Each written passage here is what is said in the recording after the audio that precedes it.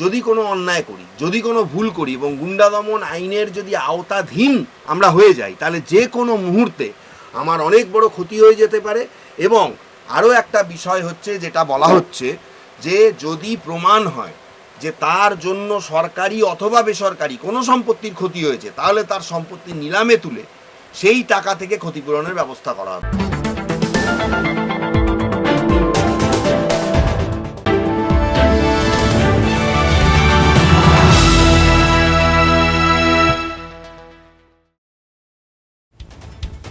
সম্প্রতি বিধানসভায় পাস হয়েছে the West Bengal Public Safety and Control of Anti Social Activities Bill 2026 বা গুন্ডা দমন বিল। যদি কোথাও দেখা যায় কেউ সমাজ বিরোধীমূলক কাজ করছে বা করতে পারে, এই আইন অনুযায়ী পুলিশ তৎক্ষণাৎ তাকে গ্রেফতার করতে পারে, এমনকি সর্বোচ্চ 1 বছর পর্যন্ত আটক করেও রাখতে পারে। এই আইন পাসের পরেই এসেছে হাজারো প্রশ্ন ও বিরোধিতা। বিরোধীদের দাবি, এই আইন পুলিশ প্রশাসনের হাতে তুলে দিয়েছে অসীম ক্ষমতা। তবে কি পুলিশ স্বৈরাচার চালাবে এবার? প্রশ্ন উঠছেই। সেই প্রশ্নের জবাব দিলেন আইনজীবী শমিক বাগচি। গুন্ডা দমন আইন পুলিশের হাতে অনিয়ন্ত্রিত ক্ষমতা তুলে দিয়েছে, যেখানে পুলিশের সরকার হয়ে গেছে। এই ল আসার পরে পুলিশ যদি নানা অজুহাতে রাজনৈতিক ব্যক্তিদের গুন্ডা বলে অ্যারেস্ট করতে শুরু করে, তার উপর কে নজর রাখবে তাহলে এবার? পুলিশই নজর রাখবে, কারণ পরিষ্কার এই গুন্ডা দমন আইনটা প্রণয়ন করার কথা পুলিশের কাছেই বলা হয়েছে।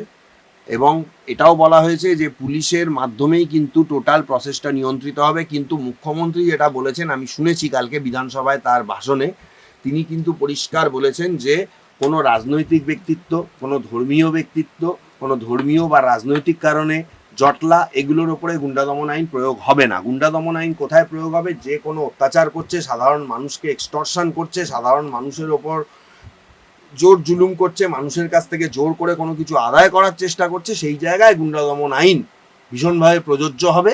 এবং গুন্ডা দমন আইনের প্রভিশন অনুযায়ী পুলিশকে কাজ করার কথা কিন্তু পুলিশ মন্ত্রী জানিয়েছেন।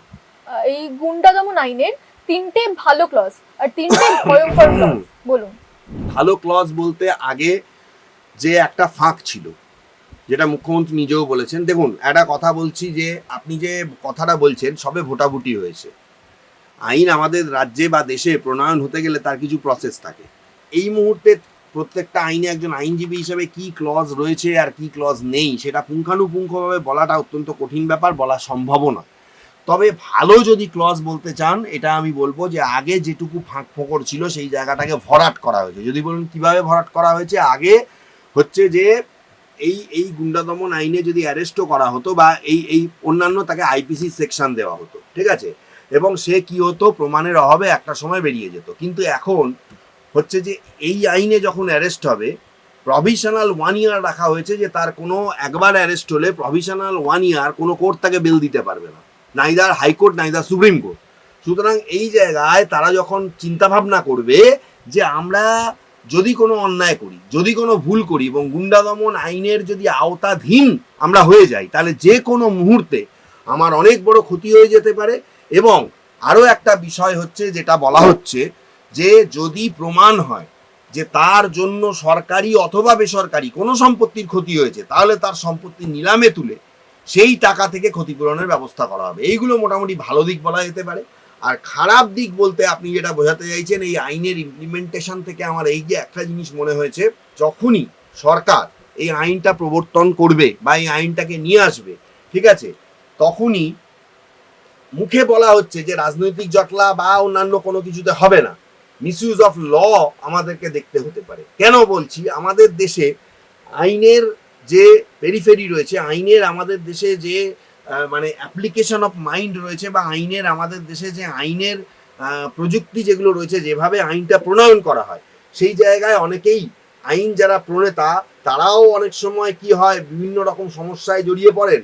আর পুলিশের কাছে আমার মনে হয় যে একটা অনেক বড় ক্ষমতা দেওয়া হয়েছে, কারণ বিরোধী দলের যারা রাজনীতি করেন তাদের বিরুদ্ধেও এই আইন প্রয়োগ হতে পারে। এবং সেক্ষেত্রে হতে পারে যে ভোটের আগে এই আইন দ্বারা কেউ যদি অ্যারেস্ট হয়ে যান, ভোট লড়া তো দূর, পরবর্তী উপনির্বাচনেও সেই ব্যক্তি বা সেই দলের লোক জিততে পারবেন কিনা বা লড়তে পারবেন কিনা ভোটে, এটা কিন্তু অনেক বিচার্য বিষয়। এবং আমার মনে হয় যে এই বিষয়গুলোকে যখন আইনটা প্রণয়ন হবে এই বিষয়গুলো অবশ্যই মাথায় রেখেই হয়তো ফাইনাল যে প্রজেকশন অফ দি ল গুন্ডা দমন আইন সেটাকে আনা হবে।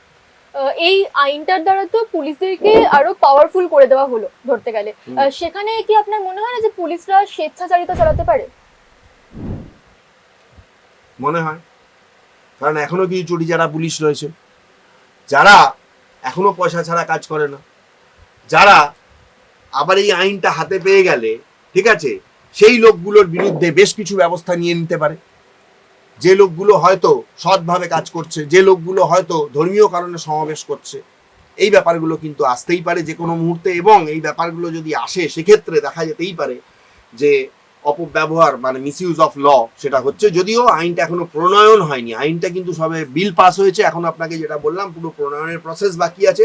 প্রসেস কমপ্লিট হওয়ার পর যখন বিষয়টা আসবে তখন এই বিষয়টা নিয়ে আমরা আরো ডিটেলসে কথা বলবো। কোর্ট, জজ এবং আইনজীবীদের বাইরে রেখে যে কোনো গ্রেফতারের আইন কি বৈধ? না, দেখুন বৈধ বা অবৈধ সেটা কিন্তু আইনের প্রেজেন্টেশন অফ ল এর উপর নির্ভর করছে। যদি বলা হয় যে 1 বছর অবধি তার জামিন হবে না এবং 1 বছর অবধি তাকে জেলে থাকতে হবে, সেক্ষেত্রে লটা প্রিভেলই করছে তাকে 1 বছর অবধি জেলে থাকতে হবে। এটাকে চ্যালেঞ্জ করা যেতে পারে, এই আইনের ভাইরাসকে চ্যালেঞ্জ করে হাইকোর্ট সুপ্রিম কোর্টে মামলা হতে পারে। কিন্তু যদি কোনো আইনের প্রভিশনে বলা থাকে একবার ধরা পড়লে মিনিমাম 1 বছরের জেল হবে, তাহলে কোনো কোর্ট বা কোনো আদালত বা কোনো আইনজীবী তাহলে সেই ব্যক্তির জন্য 1 বছর হয়তো লড়াই করাটা তার বৃথাই হয়ে যাবে, বা কোর্টও সেইভাবে রায় দিতে পারবে না। তার কারণ হচ্ছে যে 1 বছর ম্যান্ডেটরি পিরিয়ডটা যদি থেকে যায় তাহলে সেই পিরিয়ডটাকে তো আপনি অফ করে দিতে পারবেন না। সুতরাং আমার মনে হয় যে এই প্রশ্নগুলোর উত্তর আমরা আগে আইনটা প্রণয়ন হয়ে আসুক এবং বেশ কিছুদিন ইমপ্লিমেন্টেশন হোক, 6-7 মাস, আজ থেকে বছর 2 পর এই প্রশ্নগুলোর উত্তর হয়তো আরো ভালোভাবে আপনার আমার কাছে থাকবে। বিজেপি সরকার এতটা তাড়াহুড়ো করে কেন একটা বিল বের করতে গেল, কি উদ্দেশ্য? দেখুন একটা কথা বলি, উদ্দেশ্য তাদের যা রয়েছে সেটা মানুষের পাশে দাঁড়ানো, মানুষের জন্য লড়াই করা। আমি এটা কখনো বলবো না যে বিজেপি একদম পারফেক্ট, ঠিক আছে, কিন্তু বিজেপি যে আইন প্রণয়ন করছে, যেভাবে বিজেপি বিভিন্ন কাজ করছে, হকার উচ্ছেদ করছে, অন্নপূর্ণা ভান্ডার চালাচ্ছে, মা ক্যান্টিন চালাচ্ছে, এই সমস্ত জায়গাগুলোতে মনে হয় তারা প্রকৃতভাবে রাজ্যকে শাসন করছে। এবং যেখানে যেখানে গন্ডগোল হচ্ছে আপনি দেখুন পুলিশ কিন্তু ব্যবস্থা নিচ্ছে, যেটা আগে 15 বছর অন্তত তৃণমূল জমানায় আমরা কখনোই দেখতে পাইনি। সুতরাং সেই দিক থেকে দেখতে গেলে বিজেপি ভালো কাজ করছে, তবে একটু স্লো পেসে করলে ভালো হতো। কারণ হচ্ছে যে মানুষ তাড়াহুড়োর মাথাতেই অনেক সময় ভুল করে ফেলে, এবং সেই জন্য যদি সুযোগ থাকে আমি বলবো একটু স্লো পেসে বিজেপি চলা উচিত। আর মানুষের যে উন্নয়ন, এই উন্নয়নের স্বার্থে বিজেপি আরো যা যা ভালো কাজ করবে আশা করা যায় পশ্চিমবঙ্গের মানুষ সেগুলো সমর্থন করবেন এবং পরবর্তী আরো বেশ কিছু বছর বিজেপিকে আপনারা কর্মসংস্থানে রাখবেন। এই বিল পাশ হওয়ার পর সবার আগে কাদের উপর প্রয়োগ করা হবে? টিএমসি কর্মীদেরকে কি এই বিলের ভয় দেখিয়ে পঞ্চায়েত নির্বাচনের আগে বিজেপির বাড়িতে বসিয়ে দিতে চায়? এখানে গ্রাম বাংলার নির্বাচন বা যেখানে গ্রামে আছে সেখানে নির্বাচন, সুতরাং সেই সমস্ত জায়গায় এখন যে দল রুলিং পার্টিতে রয়েছে সে চাইতেই পারে অপোজিশন এখানে জিরো হয়ে যাক। তবে নিজেদের বাড়িতে বসাবে না মাঠে খেলাবে সেটা মানে আমি জানি না, ঠিক আছে। শুধু এইটুকু বলতে পারি যে পোস্টপোল ভায়োলেন্সে যদি তৃণমূলের লোক জড়িত থাকে তৃণমূলের লোক ঘরে ফিরতে পারবে না, বিজেপির লোক রাত্রি 12টার পর 1টার পর 2টোর পর লুকিয়ে লুকিয়ে ঘরে ফিরবে, ঠিক আছে। এই এই এই এই জিনিসগুলো মানে হচ্ছে কিছুটা হলেও বন্ধ হওয়ার দরকার ছিল। এবং আরো একটা বিষয় হচ্ছে যে ইমপ্লিমেন্টেশন অফ ল যতদিন পর্যন্ত পার্টিকুলার ভাবে না হয় ততদিন কিন্তু একটা সিভিলাইজড সোসাইটিকে আনসিভিলাইজড করে রাখে কিছু সাম অফ দ্য পিপল। তো সেই কিছু সাম অফ দ্য পিপলকে একটা সবক শেখানোরও দরকার আছে। আপনি শামস ইকবালের কথা বললেন, আপনি ফিরহাদ হাকিমের কথা বললেন, আমি এক্সপেক্ট করেছিলাম আপনি হুমায়ুন কবিরের কথা বলবেন। হুমায়ুন কবির কি করছে?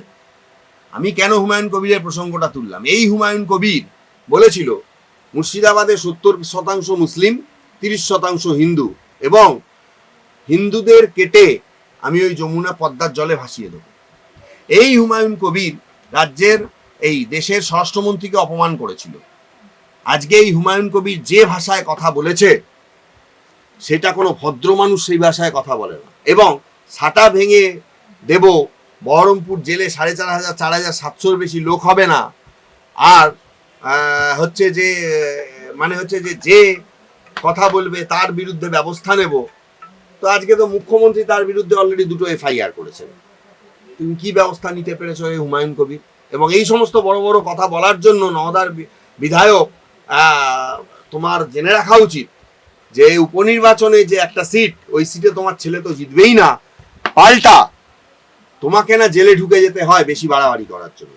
সুতরাং আমি আপনার মাধ্যমে বলবো যে তুমিও শান্ত থাকো হুমায়ুন কবির, না হলে কিন্তু পরবর্তীকালে যদি কোনো গন্ডগোল হয়, যদি কোনো মিসঅ্যাপ হয়, তার দায় কিন্তু নিজেকেই নিতে হবে।